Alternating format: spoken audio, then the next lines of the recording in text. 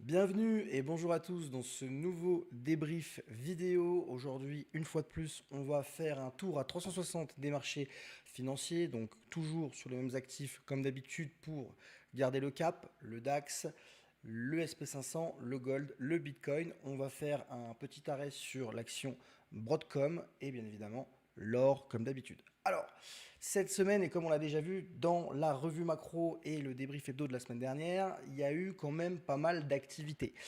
Vous le savez, j'ai plus besoin de le répéter, guerre Iran-USA, voilà, il s'est passé énormément de choses, le pétrole a explosé, au final on a vu des indices qui ont fini par tenir et qui n'ont pas forcément glissé entre guillemets à cause de cette guerre, mais plutôt à cause des NFP qu'on a eu vendredi, on le verra juste après sur le graphique. Il faut rester, on va dire, calme pour l'instant. Tout tient encore un peu près. Pas de catastrophe, du moins sur les marchés jusqu'à présent. Bref, on va essayer de décortiquer tout ça ensemble tout de suite. Si tu ne me connais pas encore, je m'appelle Hugo Milanez, trader depuis 2017, coach et formateur depuis 2023. Je suis également analyste de marché chez Goliath. D'ailleurs, je t'invite tout de suite à cliquer dans le lien sur la description. Donc Goliath, pour ceux qui ne le savent pas, c'est une plateforme d'investissement sur laquelle vous allez pouvoir retrouver divers produits financiers.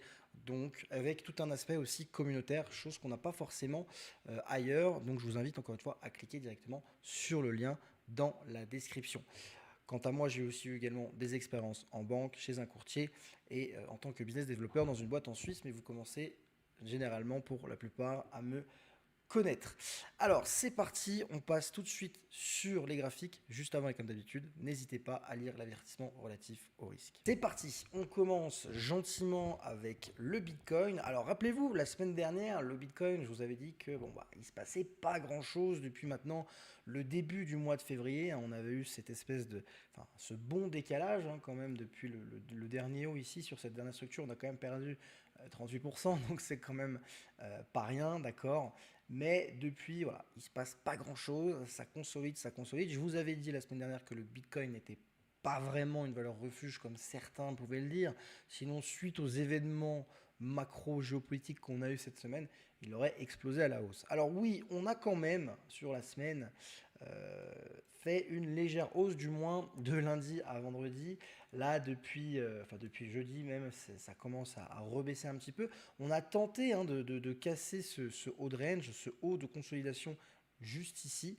Pour l'instant, on voit bien que le prix a fait un échec, que les vendeurs ont directement renvoyé ce prix. Donc là, on est à peu près sur les 50% de ce range.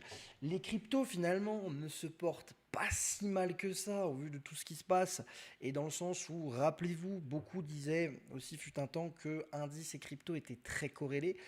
Au final, on se rend compte que pas tant que ça, et que là où sur beaucoup d'autres marchés, c'est un petit peu la jungle, que ce soit à la hausse ou à la baisse, le Bitcoin et les cryptos en règle générale, alors ça dépend, pas sur tous les altcoins non plus, mais le Bitcoin se tient plutôt pas mal. Petit rappel, encore une fois, pour moi, on est toujours en tendance haussière sur le monthly, d'accord, sur les grosses unités de temps. Encore une fois, cette zone des 50-55 000, tant qu'on ne passe pas en dessous, tant qu'on ne s'installe pas sous cette moyenne mobile 50 en 50 périodes, je me répète, mais vous m'avez compris, pas de gravité sur le Bitcoin. Est-ce que c'est le moment de racheter? Encore une fois, si vous en avez encore sous le coude, si il vous reste quelques cartouches, oui, c'est pas forcément une mauvaise chose de commencer à acheter maintenant. Maintenant, c'est sûr que si vous êtes en position entre guillemets acheteur depuis les ATH et que vous avez racheté durant toute cette baisse, là oui, effectivement, vous êtes dans une position qui est plus délicate. Maintenant, voilà, c'est du Bitcoin, c'est une stratégie plutôt long terme pour la plupart d'entre nous. Dans tous les cas, quand on se met même en 4 heures ou quoi que ce soit, même en trading un peu plus actif, vous voyez bien que là, clairement, en février, il n'y a rien à faire. Alors oui, vous pouvez toujours essayer d'acheter le haut du range, le bas du range, pardon, et vendre le haut du range, mais voilà, c'est pas forcément un actif qui en ce moment a beaucoup d'attrait. Donc pourquoi pas vraiment avoir beaucoup plus une vision long terme, hein, comme on l'a déjà eu sur plein de cycles auparavant sur le Bitcoin. Là, c'est un petit peu la même chose. On va tout de suite passer sur le gold. Donc le gold, pas de grande surprise.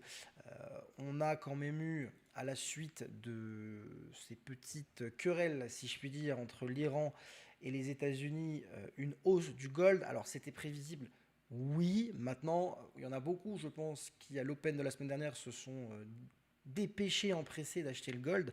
On a quand même fait un très beau retracement par la suite.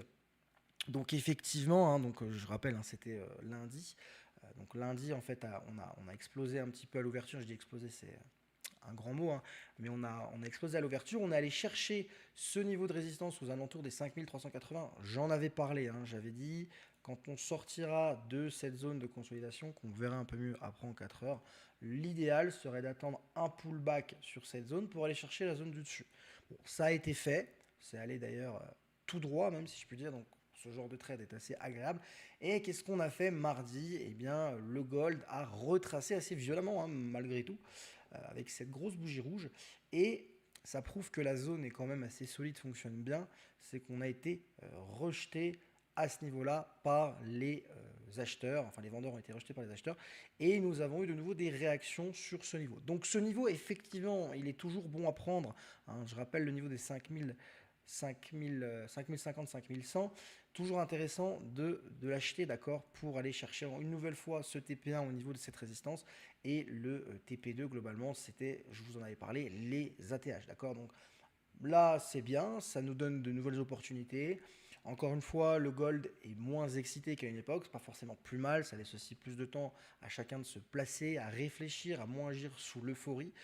Donc, pas une mauvaise chose, hein. Tant que ce niveau tient, normalement, on ne devrait pas aller voir plus bas. Et si c'est le cas, pourquoi pas revenir tester. Alors, les indicateurs vont être mis à jour, hein, bien évidemment, au fur et à mesure. Mais pourquoi pas revenir tester ce haut de bande de Bollinger avec cette moyenne mobile 50, ce qui pourra également être intéressant pour trouver un nouveau point d'achat. Pour rappel, je ne m'amuse pas à vendre le gold.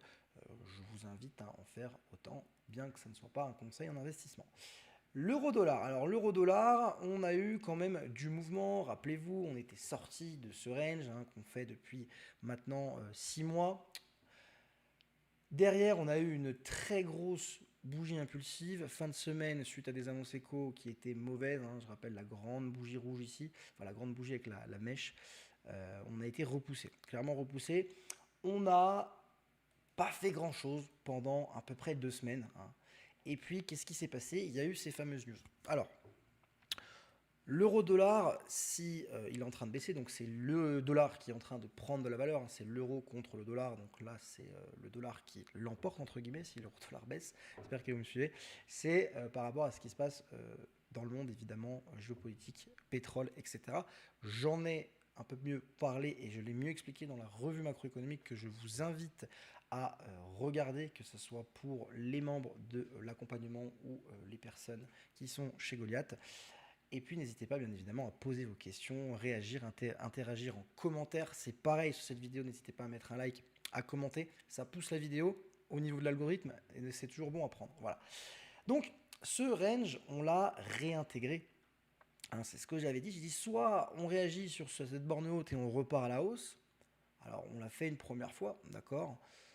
Et puis là, voilà, pendant une semaine, on s'est un petit peu chamaillé entre acheteurs et vendeurs, hein. Vous voyez, il s'est rien passé. Et forcément, lundi, avec l'Open, avec ce qui s'est passé le week-end dernier, les bombardements, etc., pouf, réintégration du range. J'avais annoncé que si on réintégrait ce range de manière claire, donc là, bon, je pense que ça l'est, il fallait revendre pour aller chercher dans un premier temps les 50% du range qui correspondent à ce niveau en noir, d'accord. C'est ce qui s'est passé. C'est ce qui s'est passé, on est même allé un peu plus bas.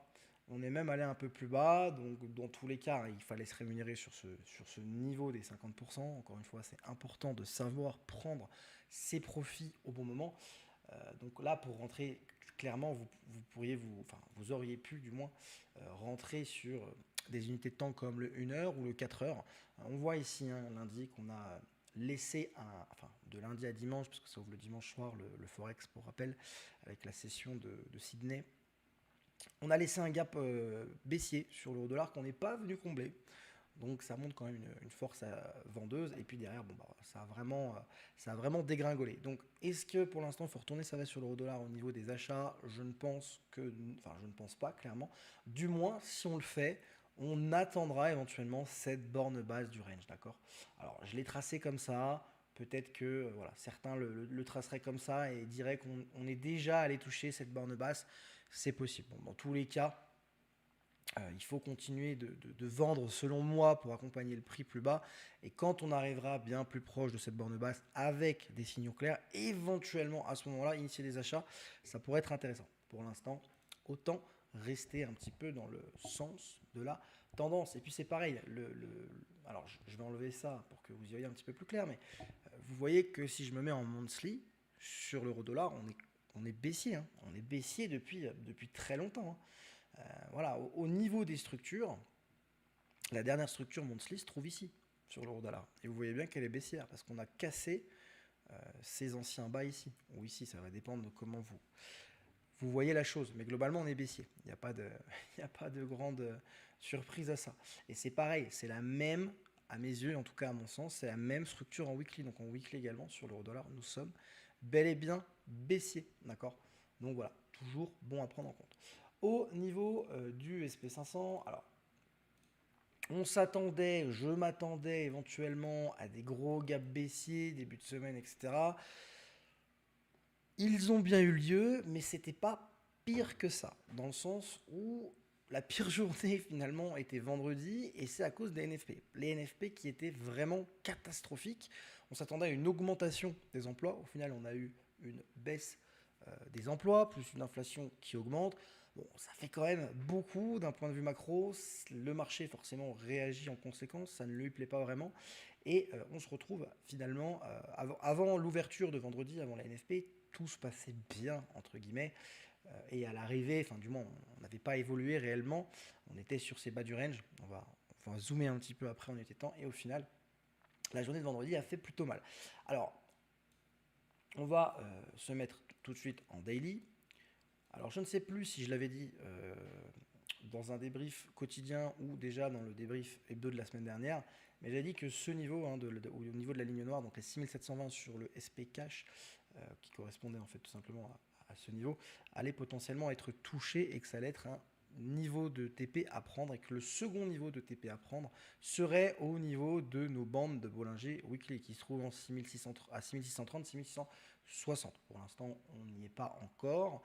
J'ai cru qu'on allait faire un tout droit et y aller lundi. Parce que lundi, effectivement, on a... Alors non, c'était mardi, excusez-moi. Donc lundi, on a ouvert ici en gap baissier, pas si catastrophique que ça. On est venu combler ce gap dans la journée de lundi. Assez impressionné, entre guillemets. Et puis, la journée qui m'a fait... qui a créé une joie ou une fausse joie, je ne sais pas, à beaucoup, c'est cette bougie-là. Alors effectivement, catastrophique en début de journée, et finalement, les acheteurs ont complètement repoussé le prix. J'avais d'ailleurs annoncé que voilà, on avait réintégré ce range en faisant un très gros marteau, donc la journée suivante serait sûrement haussière. C'est ce qui s'est passé. On est venu d'ailleurs combler les différents gaps baissiers qu'on avait fait. Il en reste juste un. Je vais me mettre en 1 heure, vous le verrez mieux. Il en reste juste un ici, qu'on n'a pas tout à fait comblé. Alors presque, mais pas tout à fait, d'accord. Tous les autres gaps, sauf celui de vendredi bien sûr, ont été comblés, d'accord.